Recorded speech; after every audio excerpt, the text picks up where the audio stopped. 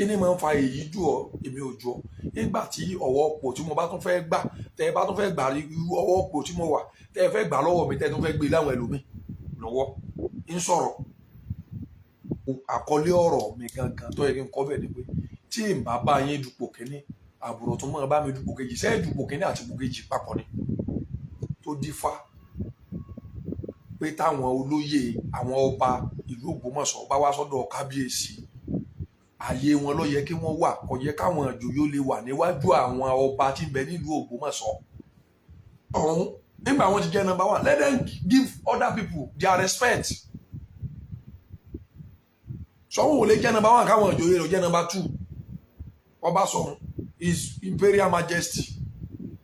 wọn lè jẹ́ number two number one at the same time kí wọ́n tún jẹ́ number two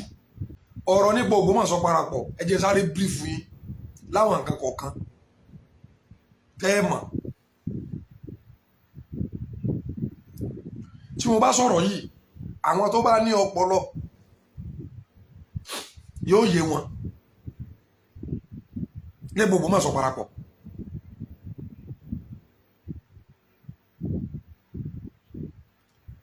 Ògbómọ̀ṣọ́ parapọ̀ kìí ṣe kábíyèsí ló dálẹ̀ Ògbómọ̀ṣọ́ parapọ̀ tí wọ́n bẹ̀rẹ̀ ní ṣe 1912 ẹ wá gbọ́rọ̀ yìí dáadáa wọ́n dálẹ̀ nítorí àwọn èèbó tí wọ́n ń kóyàn lẹ́rú àtàwọn ọba tí wọ́n bẹ́ ń gbà yẹn tí wọ́n jọ ń fọwọ́sowọ́pọ̀ pẹ̀lú àwọn èèbó láti fìyà jẹ àwọn ọmọ ìlú ẹ wò torí ọ̀pọ̀lọpọ̀ àwọn tó ń jáde gbogbo ẹ̀yin tẹ́ ń jáde sọ̀rọ̀ ọ̀pọ̀lọpọ̀ nǹkan lẹ́ẹ̀ mọ̀ Ògbómọ̀ṣọ́ parapọ̀ wọ́n dálẹ̀ fún láti lè gbìjà àwọn ọmọ ìlú láti pọ́n ọmọ ìlú nígbà wọn dágbẹ̀kọ́ yálẹ̀ wọn d'Ògbómọ̀ṣọ́ parapọ̀ lẹ̀ láti against any injustice torí nígbà yẹn báwọn èèbó bá wá àwọn àtàwọn ọba wọn jọ wà nígbà táyé ń lajú díẹ̀díẹ̀ gbà yẹn làwọn ọ̀jọ̀gbọ́n wò pé ẹ jẹ́ ká dá ẹgbẹ́ táwọn pè l'Ògbómọ̀ṣọ́ parapọ̀ lẹ̀ ká máa fi jà fáwọn èèyàn wa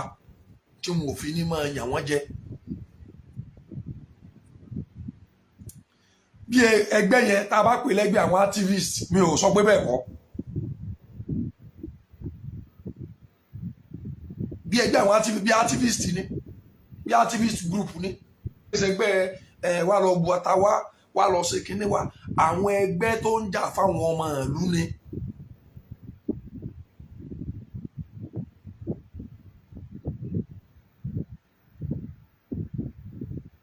Ògbómọ̀ṣọ́ parapọ̀ ẹsẹ̀ ẹgbẹ́ tọ́ba kan dálẹ̀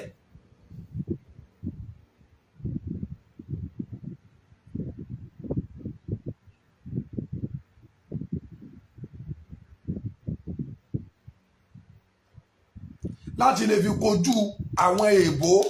tí wọ́n ń yan àwọn ọmọ Ògbómọ̀ṣọ́ jẹ ó ní wọ́n fi dẹ́gbẹ́ yẹn lẹ̀.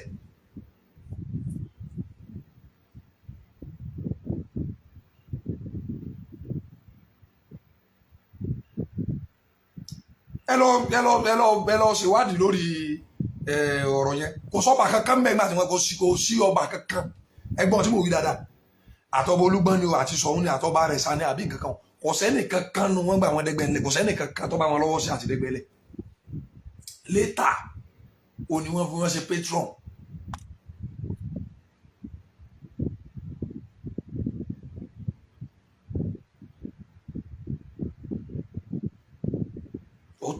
àwọn òótọ́ ọ̀rọ̀ kan bẹ́ẹ̀ pé táwa bá ń sọ fún yẹ́mọ̀ wò pé níbo lọmọ yìí ti gbọ́ kìíní tèmi bá sọ ebi ń parọ́ èmi ẹni tí ó lọ́mọ wá arọ́ tí ó mọ̀ wá gbé bọ́ta.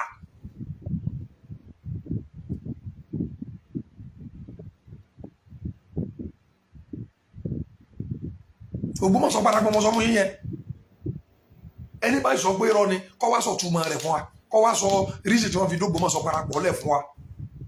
We all love Ọba Ghandi, His Imperial Majesty Ọba Ghandi Afọlábí Ọláoyè Orúmọgẹgẹ III. We all love him.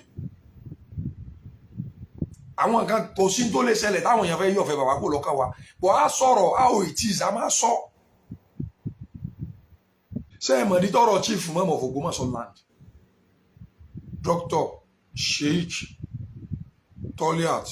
Yunus Olusina Ayilara II, the Grand Chief Imam of Ògbómọ̀ṣọ́ land Shehu.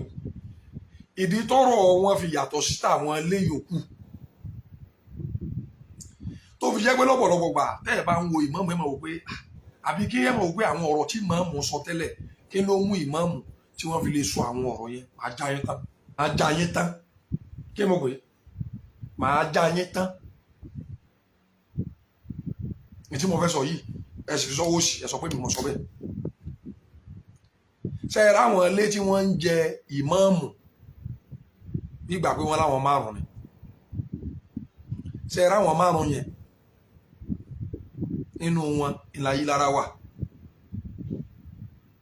ẹ̀ sáàmù bóyá àwọn márùn àbáwọn márùn kọ́ ìmọ̀ sáàmù pé wọ́n sáà àwọn náà sáà wọ́n sáà sí mẹ́rin lára kí wọ́n lé sí márùn àbí kí wọ́n jẹ́ márùn. àwọn yẹn kéwú òun lọ́pọ̀lọpọ̀ gbédèlú Ògbómọ̀ṣọ́ àáfà làwọn kan pọ́nbélé tọ́gbẹ́ tí wọ́n bá débẹ̀ nù ìmáàmù ilé wọn èyí sáàfà jagunjagun ni wọ́n ọmọ ọba ní ìmáàmù Ògbómọ̀ṣọ́ ọmọ ọba Àkòyí ní ìmáàmù. Though you can't expect him to be behaving like others. Ẹ gbọ́ mi dáadáa. Ọmọ ọba Àkòyí l'Ógbómọ̀ṣọ́ zone ó ní ìmáàmù Ògbómọ̀ṣọ́ táwọn Àkòyí ò dì náà pé kí n sọmọ àwọn.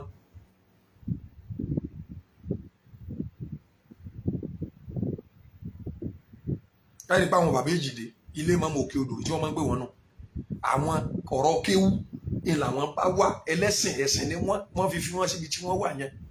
tí wọ́n bá fẹ́ fún bàbá àmọ́mù ní bàbá Èjìdé lóye ààfin ẹ wá joyè kíní kan wó làwọn ò jẹ́ pé mọ́mù làwọn máa jẹ tí ìbá ṣiṣẹ́ àwọn neutral oyè bíi kíní báyà wọ́n fún yàn láwọ̀ ọ̀dù àbí wọ́n ṣe kíní. Because ìtẹ́bí ń sọ fáwọn èèyàn láti bẹ̀rẹ̀ bó ṣe jẹ́ pé àwọn èèyàn sọ ọ̀rọ̀ yẹn mọ́ ẹni wípé tí wọ́n mọ̀ọ́mù ìbá sọmọ ilé Ayélára Ìkòyí lálọ ọmọ Àkòyí ni wọ́n náà Ìkòyí lálọ àwa lọ bèrè Ìkòyí sọmọ ilé yín ni àbí èsọmọ ilé yín tí Ìkòyí bá ti lọmọ ilé àwọn ní síkè náà ó ti parí Ìkòyí sì lọmọ ilé àwọn ní gbogbo yín lẹ́ẹ̀ màmá ẹ mọ iye àwọn èèyàn tó lọ Ìkòyí láti sọ pé wọ́n dì náà ìmáàmù tí àwọn Ìkòyí láyé àwọn lè dì ní ọmọ àwọn lọ́ọ̀rọ̀ máàmù yàtọ̀ sí àwọn yòókù àwọn bàbá Èjìdé àwọn wá mùsùlùmí àwọn àáfàá tí wọ́n lọ ìlú kan tí wọ́n gbé sí àáfàá lọ́lọ́ ìlú ní làwọn Àlàjì Èjìdé làwọn míì náà àwọn ìmáàmù ọmọ ọba ni wọ́n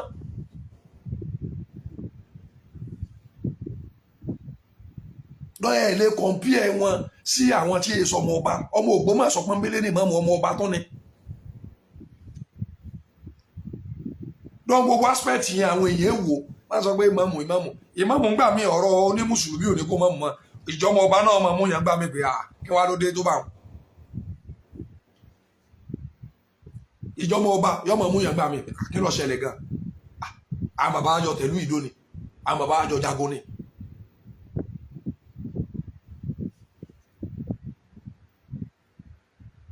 ìyàtọ̀ tí ń bẹ láàrin ìmáàmù àtàwọn yòókù náà tó bá rí ìmáàmù tí wọ́n ń jáde sọ̀rọ̀ akọni ní bàbá wọn akọni lọmọ ń kò yìí.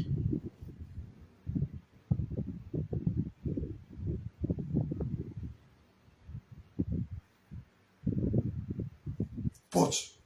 pẹ̀lú gbogbo ẹ̀ àlàáfíà in everybody fẹ́. àti sọ tọ́jú bá ti wá solution sọ̀rọ̀ mọ́mù àbọ̀rọ̀ tí ń bẹ́ẹ̀ lù ọ̀rọ̀ tó ní solution ni náà but nígbà tó jẹ́ pé àwọn àfẹ́ solution ní tá a fẹ́ ni pé bó láti gé wọn kó ẹ tẹ́ fẹ́ gé kúrò nígbà.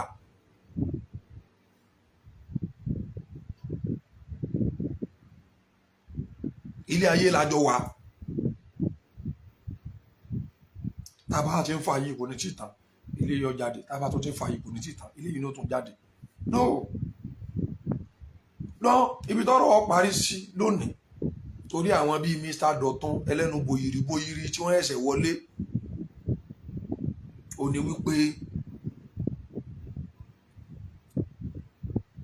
bàbá sọ̀hún ẹnìkan kan ò bá wọn dún nọ́mbà 1 kí àwọn míì náà mọ́ bá wọn yòókù náà lu nọ́mbà 2 ṣé àkórí ọ̀rọ̀ wọn sọ ń chọ́ọ̀chì